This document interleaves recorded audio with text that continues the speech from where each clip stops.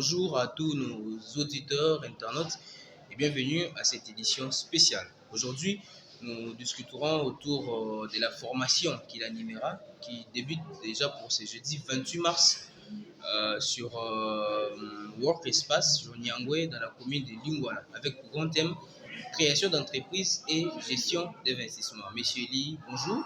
Bonjour, Monsieur Devon. Et bienvenue dans cette édition spéciale malgré vos multiples occupations. Merci beaucoup. Comme je viens de le dire dans mon annonce, vous animez une masterclass qui débute pour ces 28 mars. Quelles sont les motivations de cette formation? Personnellement, je suis jeune, j'entreprends. Je voulais partager mon expérience pratique et puis scientifique avec les jeunes qui veulent également entreprendre.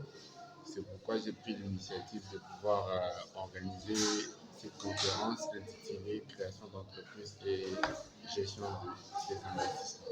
Voilà, création d'entreprise et gestion de l'investissement. Ouais. Comme il l'a dit, c'est un jeune qui veut aussi partager de son expérience à des jeunes aussi qui veulent entreprendre. Alors, on parle beaucoup de l'entrepreneuriat en République démocratique du Congo, alors qu'il y a beaucoup de gens qui ont des confusions terribles dans cette matière. Il y a beaucoup qui pensent que entreprendre égale faire du commerce, entreprendre égale vendre, entreprendre est équivalent tout justement au métier du business. Alors, vous qui êtes dans ces domaines-là, pouvez-nous éclaircir par rapport à la différence qu'il y a entre entrepreneuriat, vente, business ou commerce?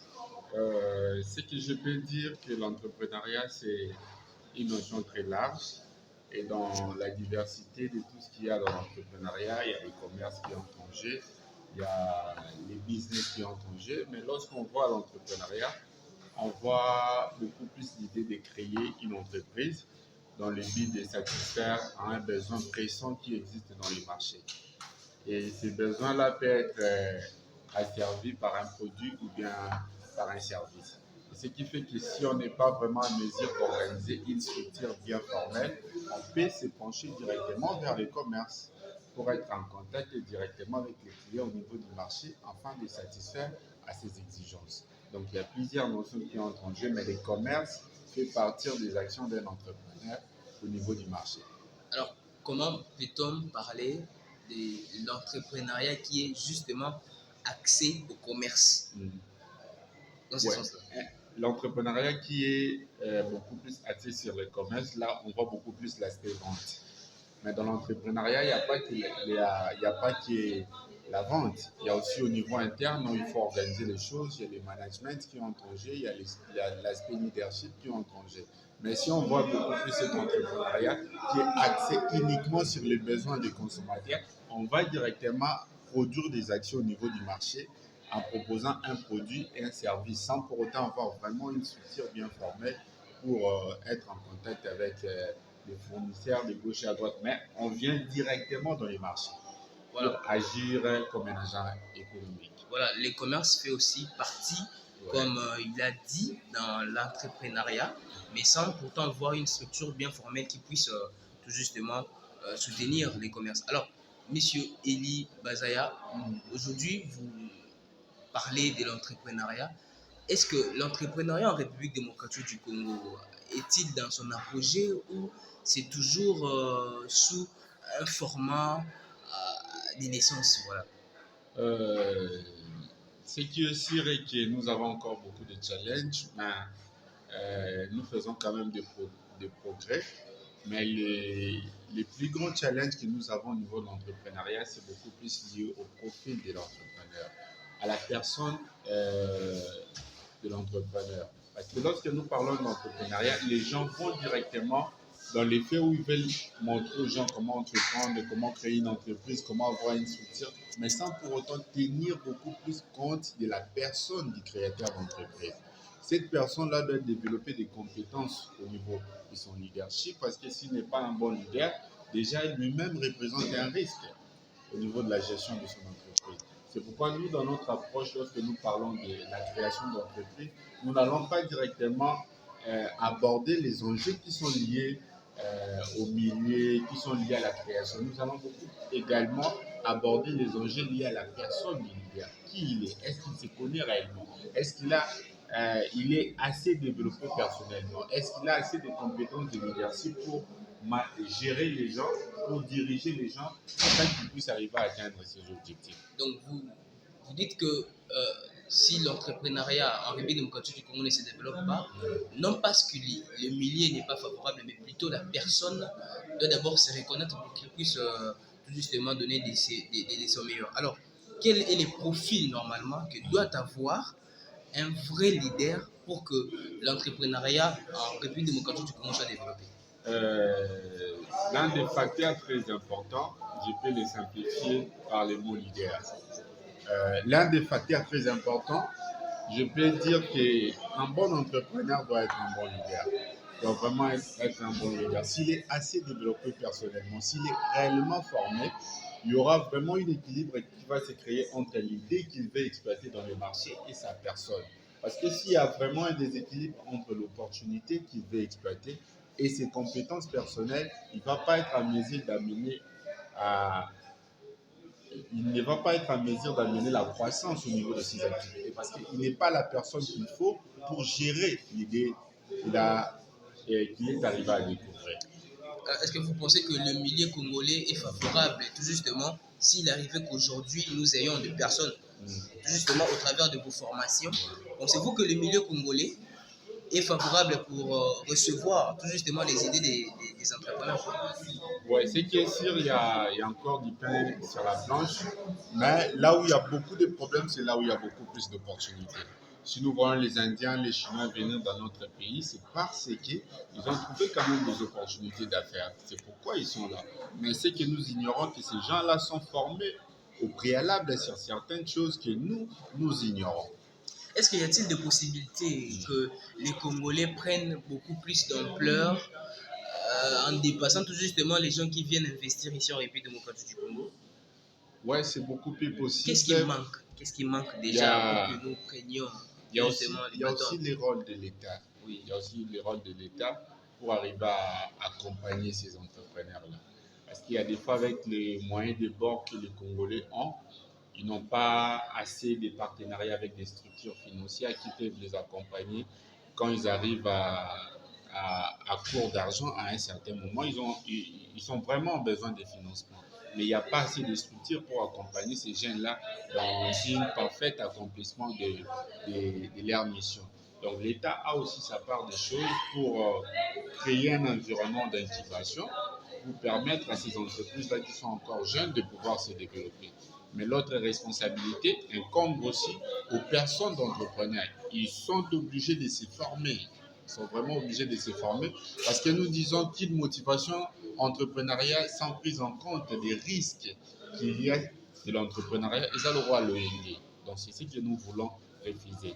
Donc il y a l'opportunité qui est là, mais nous devons être à mesure de connaître comment approcher cette opportunité-là en analysant les marchés, en faisant beaucoup plus d'analyse au niveau interne par rapport à ses capacités et tout cela pour savoir si on est capable ou non de satisfaire aux besoins qu'il y a sur les marchés. Voilà, j'aimerais un peu que nous abordions cet aspect-là pour aider aussi le gouvernement à prendre sa part des responsabilités. Aujourd'hui, le gouvernement congolais a beaucoup justement de besoins très pressants pour aider la population à s'épanouir. Mais aussi l'entrepreneuriat fait partie, puisque ça fait aussi partie des éléments du développement d'une nation. Alors, quelles sont les priorités que l'État congolais doit mettre en place justement pour aider non seulement les entrepreneurs, mais aussi aider les jeunes entreprises à se développer, tout justement pour gagner les secteurs de l'entrepreneuriat? Ouais, ce que l'État congolais peut faire en premier temps pour aider les entrepreneurs, c'est de créer un bon climat d'affaires. Il faut créer un bon climat d'affaires. Il faut qu'au niveau des zones spéciales économiques qui sont en train d'être créées, il faut également créer un espace d'incubation pour les jeunes entrepreneurs. Des espaces qui vont commencer à incuber ces entrepreneurs-là jusqu'à ce qu'ils puissent atteindre une certaine maturité et puis ils vont évoluer. Parce que s'il n'y a pas cet environnement-là qui est favorable, il n'y aura pas vraiment de l'évolution. l'État a les pleins droits et la pleine responsabilité de créer un très bon environnement et d'incuber les entreprises à un certain niveau, surtout en ce qui concerne les finances. Prévoir un plan de financement des jeunes entrepreneurs et beaucoup plus jouer aussi dans l'aspect formation. Il faut former ces jeunes-là pour qu'ils soient en mesure de bien gérer leurs entreprises, de bien gérer leurs investissements et satisfaire correctement les besoins du marché. Alors, revenons déjà dans l'optique de notre interview de cet après-midi. Vous allez animer une grande masterclass. Il y aura beaucoup de participants, j'estime. Ouais. Quels sont les objectifs que vous avez assignés dans cette formation-là? Ouais, les objectifs que nous avons, c'est d'abord de pouvoir insister sur la personne de l'entrepreneur. Donc, parce que l'entrepreneuriat, quand on parle d'entrepreneuriat, il y a l'entreprise qui est là, mais il y a l'entrepreneur qui est aussi de l'autre côté. La personne de l'entrepreneur doit être développée personnellement. Il doit développer des compétences de leadership, il doit développer des compétences managériales, ce qui va l'aider comme un agent au niveau interne de l'entreprise de pouvoir bien gérer ses activités. Et puis de l'autre côté, prévoir des outils qui vont permettre à nos apprenants de savoir comment synchroniser, avoir assez d'informations qui vont les permettre d'analyser les marchés. Parce qu'on n'entre pas dans les marchés dans le désordre, parce qu'il y a des concurrents qui existent. Il faut savoir analyser ces marchés-là, quels sont les besoins qu'il y a et comment est-ce que nous pouvons entrer avec beaucoup plus de stratégies pour arriver à tirer un avantage concurrentiel par rapport à ce qui existe déjà. Donc les volets, il y a les premiers volets qui touchent beaucoup plus à la personne du leader, qui il est, comment il doit se développer comme entrepreneur, leader et manager au même moment, et comment de l'autre côté, au niveau du marché, il doit avoir assez d'outils qui vont les permettre. Assez d'outils, puisque là-bas, on parle de la forme pratique. Ouais. Déjà, comment est-ce que ces formés-là doivent justement pratiquer ce que vous leur direz? Vous allez les amener dans les marchés. Comment est-ce que ça va se passer déjà? La forme pratique de la formation que vous... Non, parce que vu que les moyens nous sont encore limités, nous allons beaucoup plus nous limiter dans la formation. Et la formation que nous allons leur donner, s'ils sont assez sages, ils vont commencer avec leurs moyens de bord.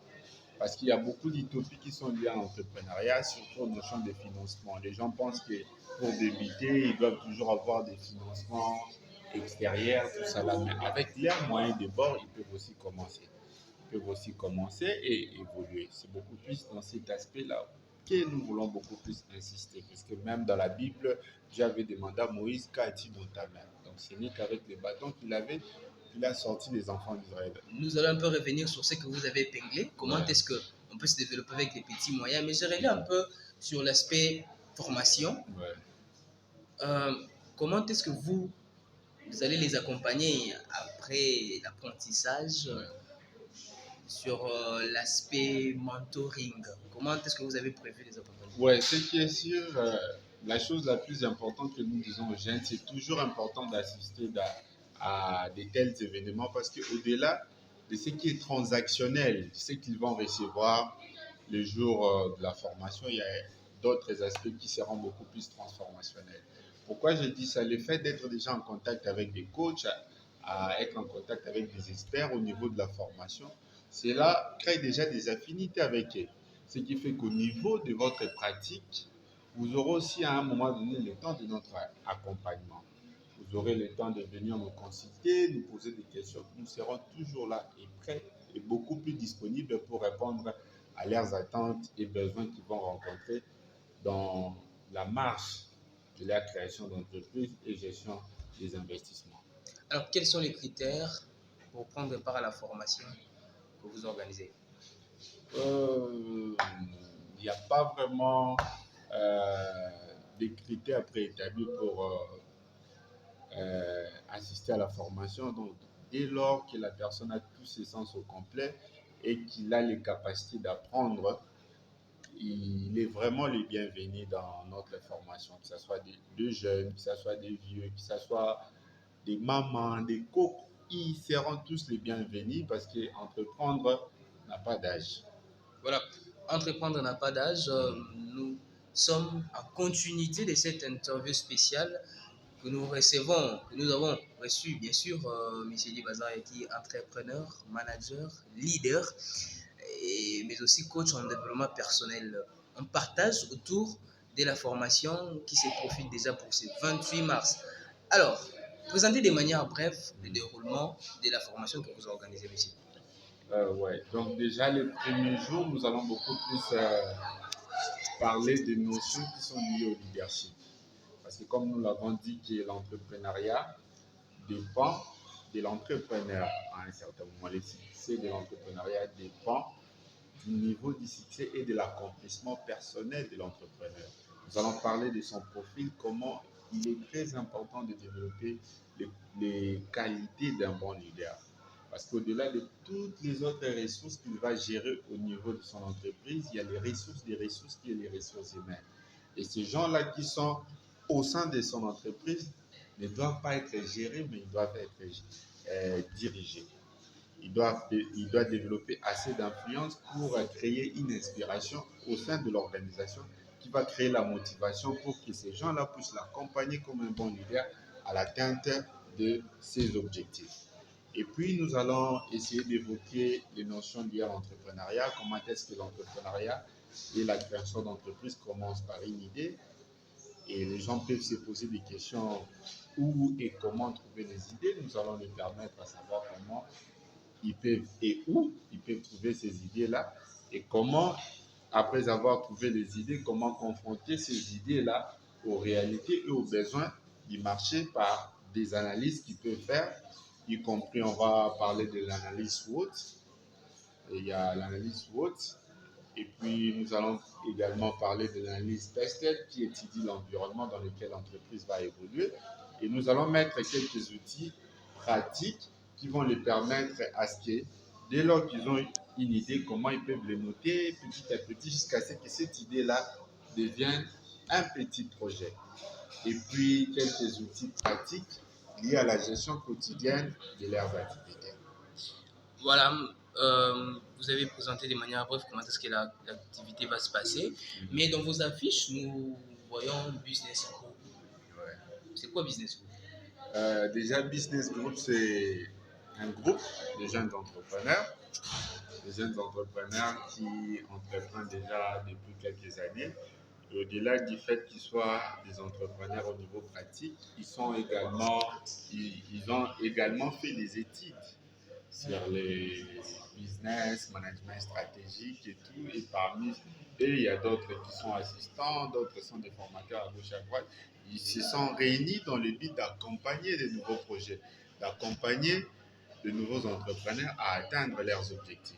C'est pourquoi on est là, pour aider beaucoup plus la jeunesse à formaliser leurs activités, à développer des projets qui vont leur permettre d'être beaucoup plus autonomes afin d'éviter les vices qui sont liés à l'oisiveté. Est-ce que Business Group est-il limité seulement dans la matière de formation ou Business Group développe encore d'autres aspects liés justement à l'accompagnement des jeunes? Euh, Jusque-là, nous sommes encore au niveau de la formation, mais avec nos partenaires, nous travaillons aussi sur certains projets. Si nous avons assez de financement, nous allons aussi commencer à incuber les jeunes entrepreneurs pour leur permettre à ce qu'ils puissent être en mesure de développer leurs activités. Donc, au-delà de ce que nous faisons, nous pouvons aussi accompagner ces jeunes-là au niveau de formalisation de leurs activités. Dans moins de Donc, 24 heures, au formel. Voilà, dans moins de 24 heures, vous serez devant des jeunes entrepreneurs, ceux qui aspirent justement devenir entrepreneurs, réaliser des grandes entreprises en République démocratique du Congo ou ailleurs. Ouais. Alors, comment sont les participations? Est-ce que les places sont déjà limitées ou encore il y a des espaces où les gens peuvent venir à tout moment pour participer à votre formation? Ça se passe comment déjà? Ouais, c'est que sur l'endroit que nous avons réservé, il y a plusieurs salles. Il y a plusieurs salles et nous avions parlé avec nos partenaires pour faire en sorte que s'il y a débordement, nous pouvons avoir une salle beaucoup plus grande que ce que nous avons prévu avant. Donc, ce qui veut dire qu'il y a encore de l'espace, mais le nombre sera vraiment limité. Donc, c'est pourquoi nous disons aux gens de venir nombreux et déjà de demain de nous confirmer déjà leur présence. Et puis, nous avons pensé également à une autre option qui est de pouvoir aider ceux-là qui ont été déjà formés une fois en entrepreneuriat, mais qui n'ont jamais été certifiés. Donc, parce que nous avons reçu des messages à gauche et à droite, nous avons déjà été formés, mais nous n'avons jamais été certifiés. Nous leur donnons la possibilité de venir les derniers jours, de suivre la formation les derniers jours avec nous, et puis nous allons les certifier. Et à ce moment-là, les prix ne sera pas à 30 dollars comme pour tout le monde, mais ils vont payer les 10 dollars pour suivre la formation les derniers jours et puis être certifiés. Voilà la faveur qui a été accordée pour ceux qui n'ont pas été encore certifiés de venir dans cette formation, bien sûr, pour être certifiés par Business Group, mais aussi par les grands formateurs que j'ai reçus avec grand plaisir. Revenons un peu sur cet aspect-là avant de boucler cette interview. Okay. Comment s'épanouir dans l'entrepreneuriat alors que vous n'avez rien, puisque vous l'avez dit qu'il y a une grande possibilité de pouvoir commencer avec zéro et augmenter. Déjà dire que vous n'avez rien, c'est très compliqué. L'homme a toujours des potentialités. Il a toujours quelque chose. Rien en termes de finances. Oui, si on peut parler en termes de finances, on peut avoir un grand projet qui demande peut-être 5 000 dollars, 10 000 dollars, mais vous avez aussi la possibilité de miniaturiser ces projets-là, les rendre extrêmement petits pour pouvoir les commencer avec les moyens de bord tels que 100 dollars, 200 dollars. Parce que nous sommes trop entrés dans cette utopie des investissements européens et tout ça, là où lorsqu'il faut commencer, il faut avoir des millions, il faut avoir beaucoup d'argent. Je peux donner un exemple pratique de nos mamans qui soutiennent notre économie au niveau informel.